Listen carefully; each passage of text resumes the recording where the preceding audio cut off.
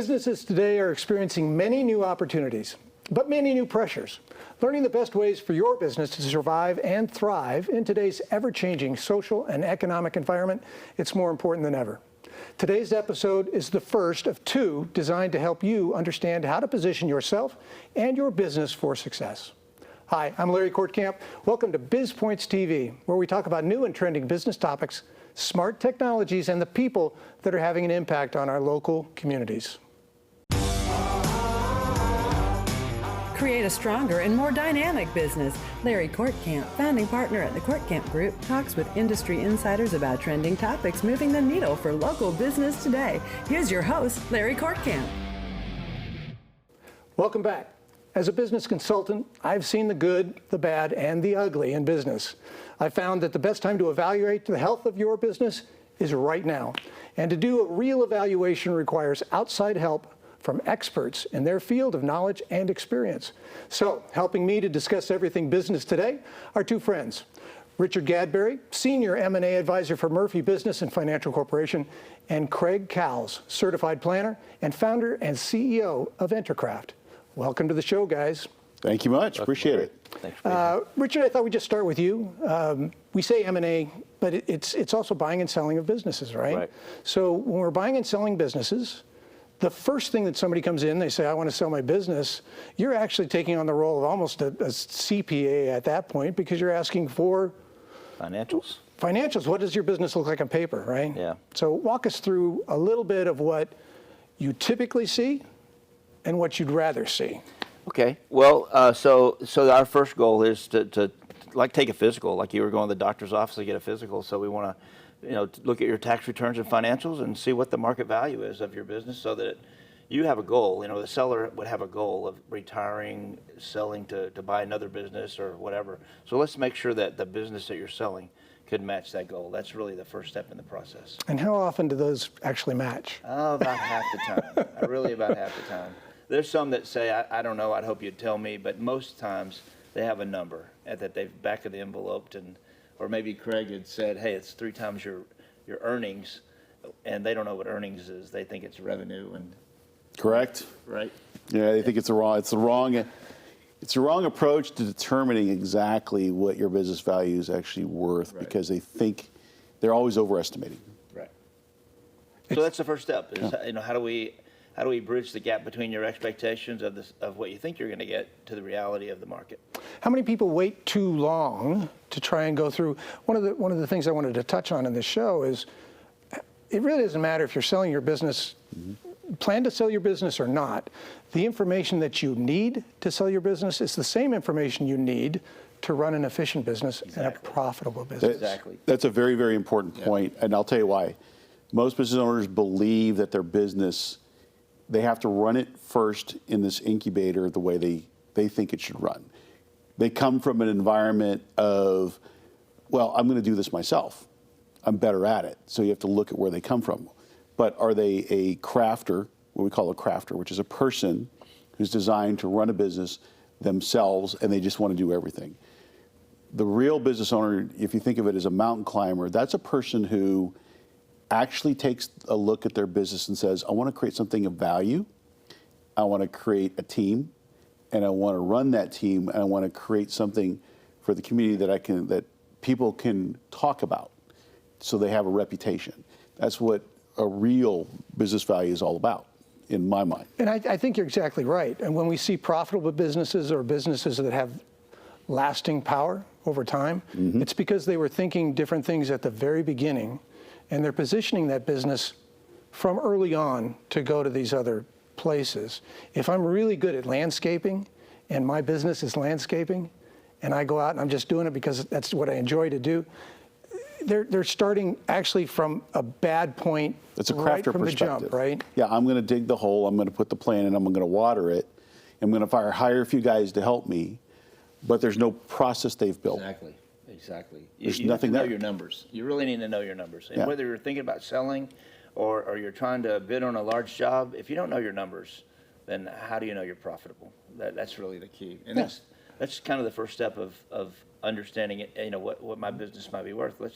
Let's set all that stuff up, and we may find that you're not really ready to sell today. Maybe it's maybe it's a 3-year journey from here. I was going to say, and then that next phrase that you just said, gets them by the short hairs. Maybe 3 years from today. 3 years from today. It's a long time. I hope that this would be done before, Right. Christmas or whatever, that's right. right? That's right. And you're telling them can't happen, Yeah, it's right? not You're gonna just happen. not prepared. If you took the position where you said, you know what, I'm going to look at those things, begin with the end in mind. Let's go with the Covey method. Let's begin with the end in mind. What should my business look like at that time? And you just took what I call the 8 drivers in our business, and you said, okay, these are the 8 things that buyers look at when they're purchasing a business. If you focus on those just 8 things, everything else takes care of itself. Yeah.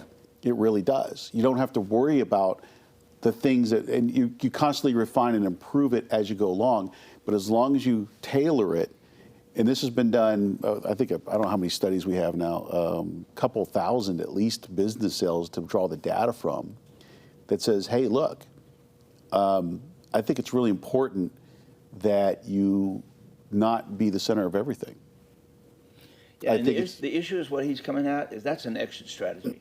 Most businesses that I get in touch with, the reason they call me is there's some pain, and it's death or sickness or health. And that's the other or reason. Divorce, and there's no time. It needs to go now. Partner breakups, and there's no. I don't want to do the 8 things. I want to get it sold, and this is. Which is why we have to do this pre-planning.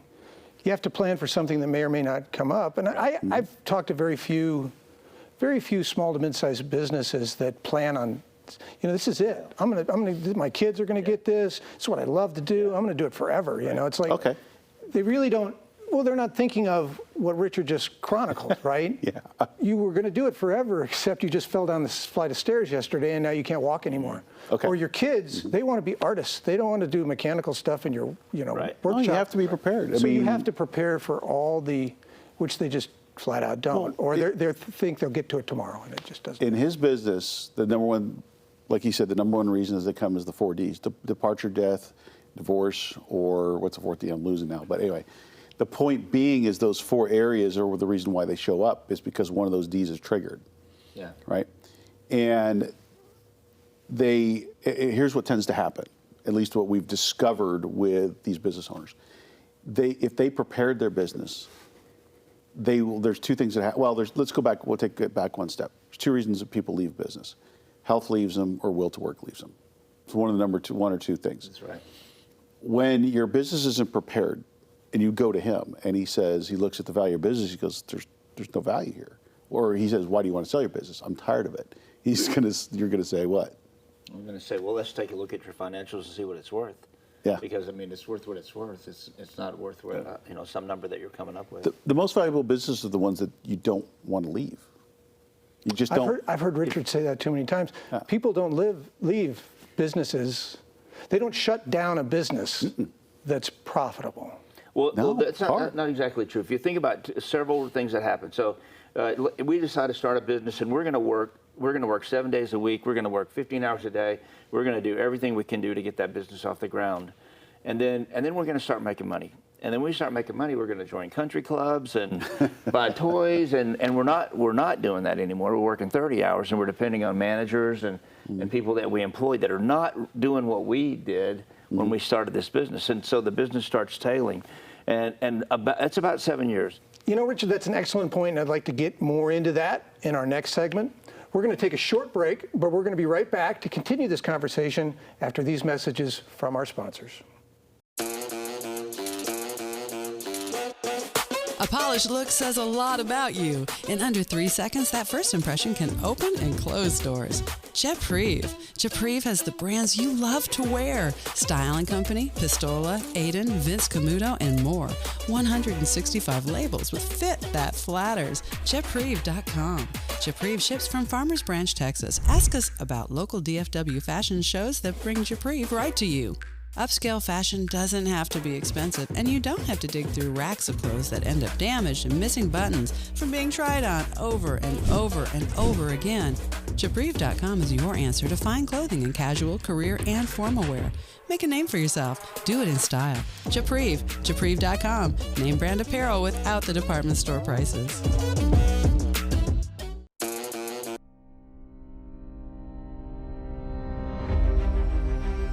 My American dream is to help you stay healthy and energized so you can live your American dream. Our American dream is equipping future generations of American dreamers. My American dream is to protect my community so they can live their American dream. My American dream is to bring you some spice and flavor to your life. Our American dream is ensuring what's most valuable to you. Our American dream is creating opportunities for healthcare providers so they can have their American dreams. My American dream is serving our business community and advocating for all of your American dreams.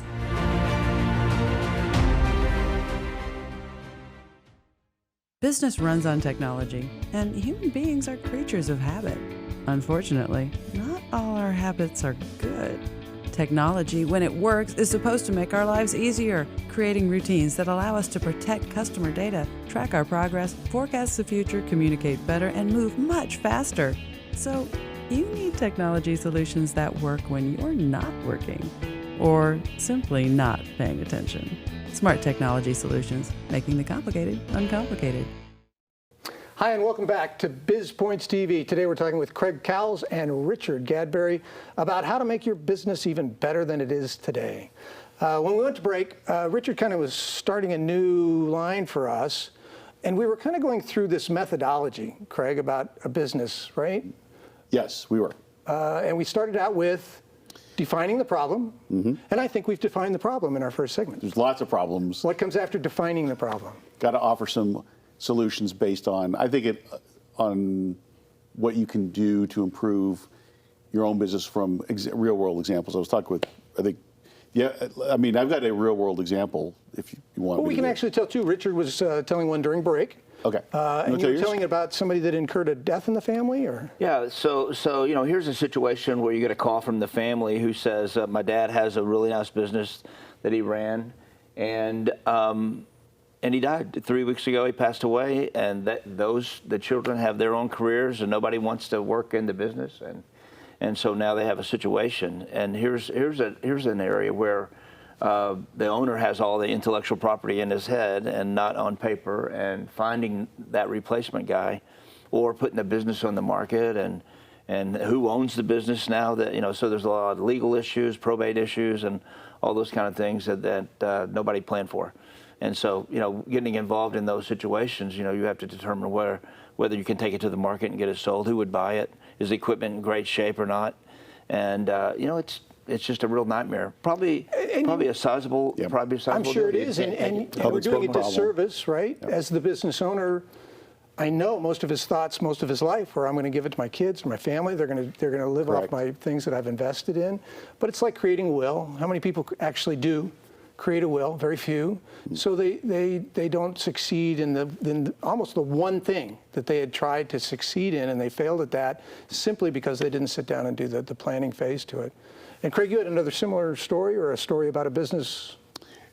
Well, yeah, there's a gentleman I was working with. I mean, he pretty much pulled himself so far out of the business, and he wanted some value to it. He wanted to sell it at some point. He had this big, hairy number that he really wanted to go look at. And I said, well, we're about 15% of the way to your big, hairy number. And I'm like, he goes, what? I said, well, look, based on what you're telling me, and based on what your situation is, you're not there. I said, and here's your issues you're looking at. Number one, yes, it's great. You've extricated from your business. You have somebody that runs it. The problem is that the way that where you classify your business under the auspices of the codes, you're an education business. You're not a technology business, which would give you a greater multiple. The other problem that he had was he didn't have productize his business well enough to have repeatable income. Yeah. A valuable business is one that has repeatable income, either by contract or by creating a product that recurrently bills somebody. Yeah. That's the number one valuable business out there. Because if you're going to sell it, the person on the other side needs a start out with some mailbox money. That's right. And that's the way that productizing your business is what you have to do. And you can't customize. That's one of the other things you can't do. You can't customize your business. You have to create product packages with little customization. I mean, that's ideal, but right. The There's real different truth ways. is not every business fits into that. No, it's You've hard talked with about certain codes. You've talked about selling a dry cleaning business. You've talked about selling a auto lube business, whatever it happens to be. And those businesses have inherent positives, right, and inherent negatives that come to it. So they're going to be sold different than a technology company or something like that. Correct. So let me give you this scenario. You know, a lot of businesses. You know, you mentioned earlier that they think the retirement plan or the exit strategy is to give it to the kids, and when the kids don't want it. But in a lot of situations where you see that a business has been owned by for 20, 30 years, say, the employees are like their family, and they think the employees are going to buy it. Exactly. But you haven't passed down the knowledge. You know, you have the knowledge here in your head, and yet you haven't really passed down that knowledge. And so there's not anyone that can step up and say, or they don't have the cash, or they don't have the money to do it. Yeah. So a lot of times that's not a viable solution as well, to sell it to the employees. Well, a lot of times it's the IRS gets in the way too, because their valuation is going to be different than typical business valuations. And there has to be a transaction when a principal dies in an organization, that value has to transfer somewhere. That's a taxable transfer, right? So a lot of people fail to understand when they set up for that. That's why so many businesses, when you're talking about with that poor family that, you know, is stuck with now getting this business, the IRS says, that's part of their estate. So this is our checkbox on get CPA involved early. Bankers, get those involved early. You have to have a relationship with a bank. You have a relationship with your CPA. You have a buy-sell agreement. Buy-sell agreements, operating agreements. What would happen in the event of divorce, death, you know, those kinds of things? Have that all spelled disability. out? Remember, we talked about disability, because a lot of people don't realize, and people don't understand what disability is. I've seen this happen. My neighbor that lived across from me was a chef. He was in a car crash DUI, and he was unable to work for the rest of his life. It's not because he couldn't work, but he was deemed that he couldn't work full time. The Social Security Administration has rules on defining disability. And if you can't work more than a certain amount of hours per week, it's full disability. That was his problem, is just without being in so much pain. So a lot of times, you know, and nobody talks about this in the business industry. And that's one of the caveats that we have in planning is, hey, where's your ripcord? What's your emergency look like? How are we going to accommodate that? So those are the key points that we have to address with every business owner. Okay, today, this is where you're at. Tomorrow, if something happens, what's our ripcord plan? And then we build out on over the long-term plan. And a lot of business owners, and it's a mindset issue most of the time. I've discovered with them, I can't make that decision. It's overwhelming. Yeah. Okay, so we've covered start your business, right? Discover what we need to do. In this last segment, we covered what? How would we summarize what we've just got through covering? What did we just talk about? The next phase of our little plan. Action plan? We need action plans. I'd say begin with the end in mind. It's the first thing I'm a 7 Habits guy. I like it. I think it works. It's been around forever. It's probably been rehashed 100 times in 100 different ways. But it all boils down to, you know, all the elements that Covey taught us. And it's simple.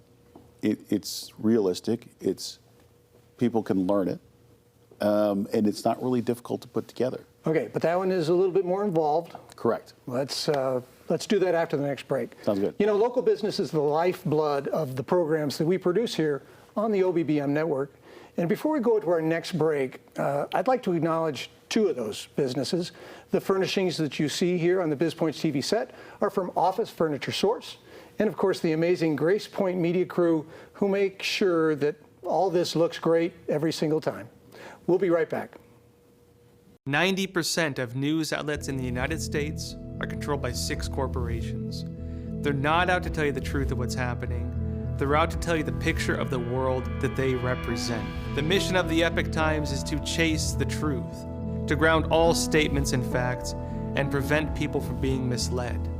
This is a battle between truth and deceit. Subscribe today and join the Americans who are seeking truth and tradition. We'd love to have you on board.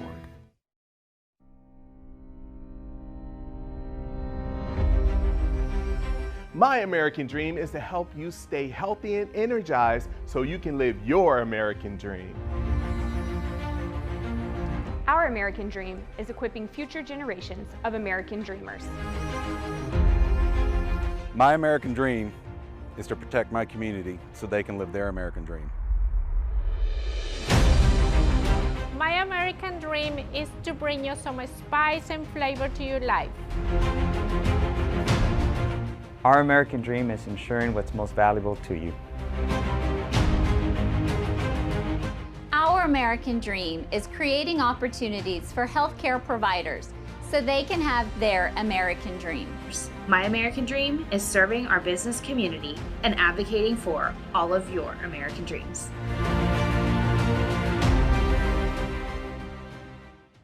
Business runs on technology, and human beings are creatures of habit. Unfortunately, not all our habits are good. Technology, when it works, is supposed to make our lives easier, creating routines that allow us to protect customer data, track our progress, forecast the future, communicate better, and move much faster. So, you need technology solutions that work when you're not working, or simply not paying attention. Smart technology solutions, making the complicated uncomplicated.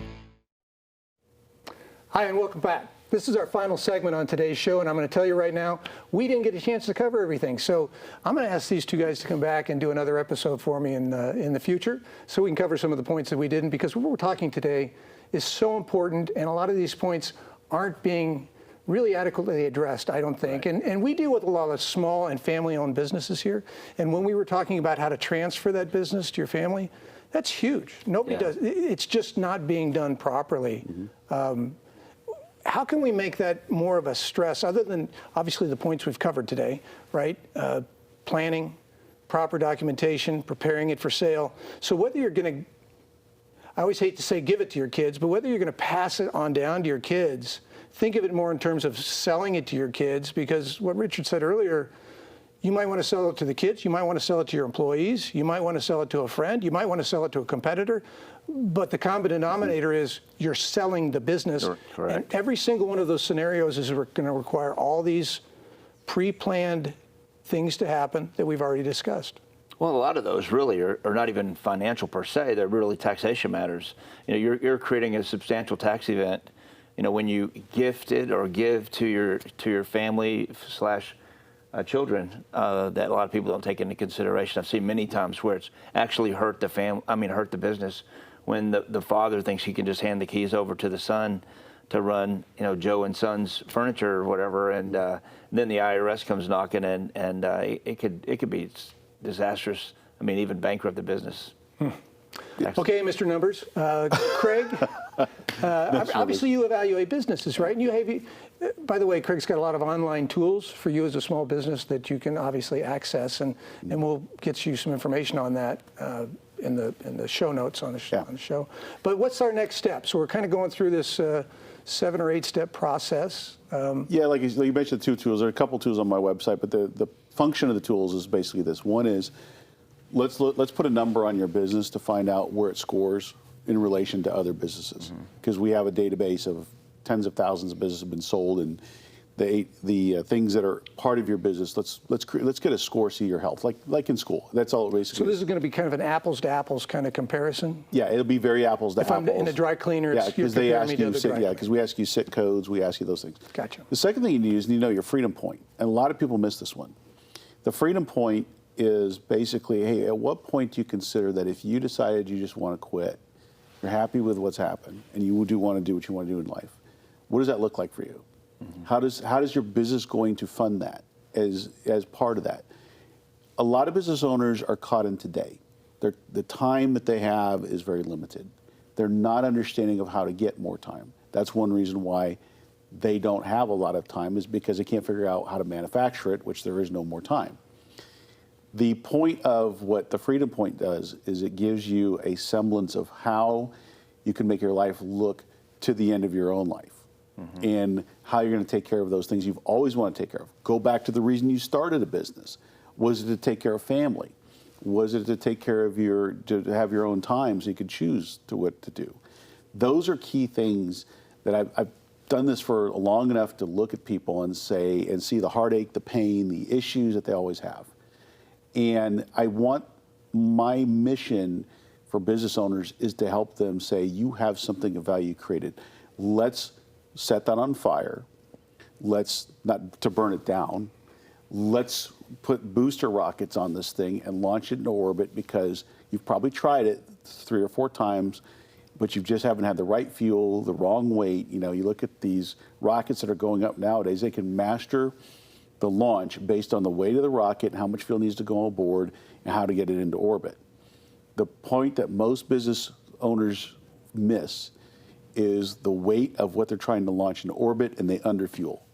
And the thing it just goes straight ahead. Because when we're talking about this freedom point, it's not necessarily selling the business, right? Nope. It could also be preparing that business to run more without you, right? So it can be an absentee ownership. Right on my website, it says how to make your business run without you. Yeah. That's what it says right there. It's a key thing for me. It's key for Richard, because it makes, for what he does, it makes it easier to go out and market the business for sale if the guy wants to sell it. That's true. And that's really the separation from small business to big, to larger businesses, lower middle market, if you will. Mm-hmm. Those, you don't have to be, you know, I can sell a business and you can be a CEO to an electrical supply company and not have to know what electrical supply means. You're managing a profit and loss statement and people. And so those are much more sellable than Fred's Tires, where Fred is the business and he's the expert, and nobody buys tires without Fred. But that doesn't necessarily, it's not necessarily contingent upon the financial size of the business. I think it goes more towards our first segment conversation. It's the planning of how that business operates. Even though it's just Fred, if Fred has designed this business to have good right-hand men or women that are beside him that actually know as much as he does, and he has groomed them all this process, even though his business is financially smaller, it still makes it a business that can run without Let me give you a point, and this, I know Rich will probably agree with this. What's going to happen when you do a sale of a business and they look and you're the key reason that the business exists, and you're still a material piece, what I call the hub and spoke problem? Well, when you sell the business, if you want higher value, right, they're going to look at the risk at the sale, and they're going to appropriately price your business in that risk offer. They're going to say, you have to hang around for 5 years. Contingencies and if you want more money, you got to hang around for 5 years. And the guy's like, I don't want to work here for 5 more years. That's why I'm getting out. That's why I'm getting out. and then all of a sudden, they're sitting there and they're going, wait a minute, but I created this business so I could sell. It says, yeah, but the problem is you have all the relationships. Yeah. You have to transfer those relationships. I'm not paying you for that relationship risk, or I'm going to put a premium on that relationship risk by making you hang around, and you're going to earn it to transfer it over, because otherwise I'm going to pay you this much. And then you can walk away after a 3-month consulting contract. So those are the things, a real tangible thing. Those are real tangible things, but I think you have to have a good broker, because a good broker can overcome that issue right there. We can knock that down. Just make sure. And now a word from our sponsor, right? Richard Gadberry. No, I mean, there's a lot of times I hear stories like that. I said, you needed a better broker, because you got taken to the market on your price, or you sold it yourself, and you think you got a good number, and then you look at it and not so much. And we literally had a conversation coming into today with someone out in the lobby of our studio here, and it was concerning really basic questions. You know, I was trying to sell my business. It was difficult, more difficult than I thought it would be. Where do I go? How do I do this? I know. I mean, these are the same questions over and over and over. Yeah. You know, it's really funny about that. But you think, if you wouldn't sell your car without doing some market research and say, what's my car worth? You Absolutely wouldn't do that. You wouldn't sell your house without getting a realtor to come over and say, hey, what do you think the market is? But people all the time think, I'll just sell it myself. Oh, it's bless your heart. If they only knew what happens in the sale process, because there's several things that, with first offers, the way you get the offer, there is a formula in the business selling process that if you don't know it, and what the other people do that you don't, you're going to get taken for a ride, and you don't want that. So you're going to get robbed. You're going to get raked. Yeah, you're going to get raped. This is something. I mean, obviously, this is in one specific niche, right, of a business broker. But we talk about a lot on most of the programs on the network about people just need to enlist more help, right? That's right. There's a reason why. Okay, that's right. There's a reason why specialists exist. And we need to work on that. And this is why we're going to go into another episode. So I'm going to have to let you go today. Right. But I hope you come back for the next one. You've been watching Biz Pointz TV on the OBBM network. You can subscribe to the OBBM on Roku to watch right from your living room. You can also find Biz Pointz TV on rumble.com and many more. So give us a rumble, share us with your friends, and remember, all the programs on the OBBM network are recorded at Grace Point Studio in Farmers Branch, Texas, in front of a live studio audience. So come on out and join us, and we'll save a seat for you.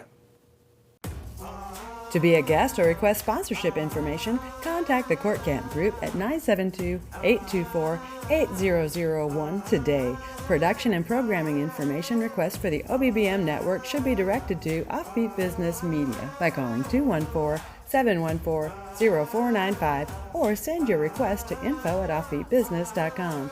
Biz Pointz TV, podcast, and radio show are produced by Offbeat Business Media for the OBBM network. Unauthorized use of logos, audio, video, or reproduction is strictly prohibited.